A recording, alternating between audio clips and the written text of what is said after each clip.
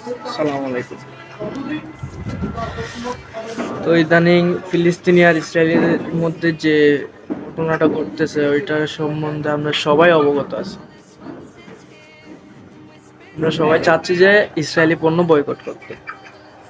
তো কিছু মানে ফেসবুক, টিকটক কন্টেন্ট ক্রিয়েটর আছে, তারা কি করতেছে, ওই ইসরায়েলি পণ্য বয়কট করার জন্য প্রথমে তাদের নিজের টাকায় বা তাদের বাবার বা ভাইয়ের রক্ত বিক্রি করা টাকা দিয়ে ওই ইসরায়েলি পণ্যগুলা কিনতেছে।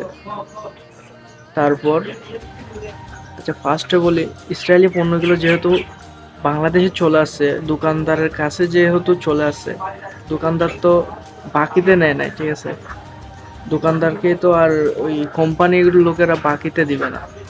ওইগুলো তো বাকিতে আসলে তো তাদের কাছে থাকতো না, তারা টাকা দিয়ে নিছে, ঠিক আছে, কোম্পানির কাছ থেকে। তো কোম্পানি যাদের কাছ থেকে নিছে ওদেরকে কি টাকা দেয় নাই?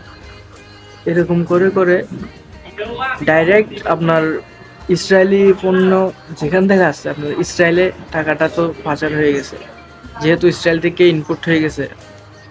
হ্যাঁ, ইসরায়েল থেকে যেহেতু বাংলাদেশে ইনপুট হয়ে গেছে, টাকাটা অলরেডি ইসরায়েলের কাছে চলে গেছে।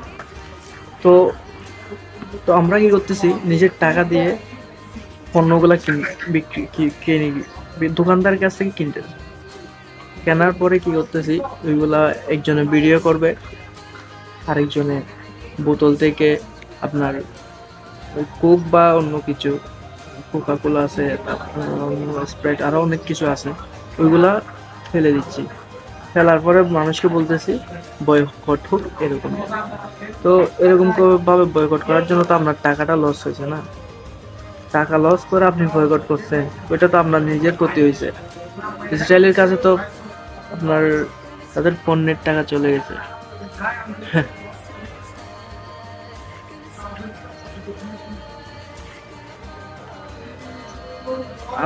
আমরা যদি মানে পণ্যগুলো ডাইরেক্ট না কিনি, ইসরায়েলি পণ্য মানে কোকা কোলা এগুলা না খাইলে তো তৃষ্ণায় মরে যাবো না। অন্য প্রোডাক্ট তো আছে বাংলাদেশে। হ্যাঁ, বাংলাদেশে অন্য প্রোডাক্ট নাই।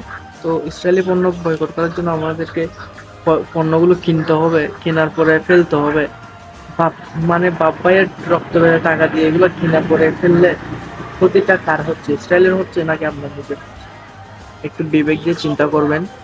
তো আমরা বয়কট করার জন্য ভাঙচুরের দরকার নাই, আবার কিনে ফেলে দেওয়ারও দরকার নাই। ডাইরেক্ট না কিনি, ডাইরেক্ট না খাইলে আমাদের তার জীবন চলে যাবে। সামান্যটুকু ফিলিস্তিনিদের সাহায্যের জন্য আমরা ইসরায়েলের পণ্যগুলো বয়কট করতে পারি। তো এই আর কি। ভালো থাকবেন সবাই। আসসালামু আলাইকুম।